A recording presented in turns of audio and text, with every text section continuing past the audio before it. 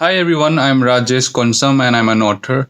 Today, Dheeraj Khatri, who runs this wonderful blog, universeofmysecrets.blogspot.com, is about to interview me remotely. So, what Dheeraj has done is he has sent me a set of questions and I'll be answering them one by one. So, let's go. So, let's start with the first question. Why did you choose this musical theme for your book? I wanted to write a story about young millennials who come together and share their creative ideas, help each other out during their formative period, and be emotionally available during their failures. Also, I'm a huge music fan, and my brother is a musician. So, yeah, let's go to question number two. The protagonist had many flaws, yet your readers connected with the character and found very relatable. So, what was the idea behind that character? The protagonist here possesses the mindset of a lot of disturbed young millennials from our generation. So, I decided to leave him that way. I think he is more or less a younger version of me. I remember having the same set of thoughts when I was younger, and I remember this quote from one of my favorite authors, Anthony Doerr: "A real diamond is never perfect." Question number three: how important it is to follow your passion. I think it's very important whether it's your daytime job or whether it's your secondary or tertiary passion. Passion is what keeps us driving in life. Passion is important to make your reality better than your dreams. I wake up every morning knowing that I have so many things to look forward to in life, and that makes me happy. Number four: how is it being a writer in India? And how was your experience publishing your debut novel? I think it's a good time to be a writer in India. If you look around, there are so many stories that need to be told. There's a lot of culture, a lot of diversity. Yeah, I love being in India. I love being a writer in India. Coming to the second part of your question, how was your experience publishing your debut novel? I think it has been a rather very long journey for me. It was depressing in the beginning. A lot of publishers rejected me, but then again, I met this wonderful literary agent, Suhail Mathur from the Bookbakers Literary Agency. He helped me find a couple of publishers, out of which I Vishwakarma Publications came to my life, and it has been an uphill journey ever since. Bye. Number five, what steps are you following for improving your language? I must say, if you want to improve your language, you need to follow very good authors. In my case, I love reading books from Booker Prize shortlisted or Pulitzer Prize shortlisted authors. They write very well.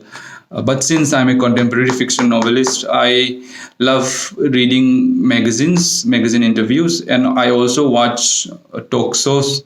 They are very interesting and they help you improve your language. Question number six: how has your journey been so far as an author? I think it has been a very good learning experience. I met a lot of new people. I've met a lot of readers. I've learned a lot in just 1 month, and the book is surprisingly doing well. I think I have to thank all my readers. I have to thank my publisher. I have to thank my literary agent. Thank you so much. I'm starting to enjoy my success. Your favorite book, author, and genre, and why? I wish I could name any other book, but my favorite book is Lolita by Vladimir Nabokov.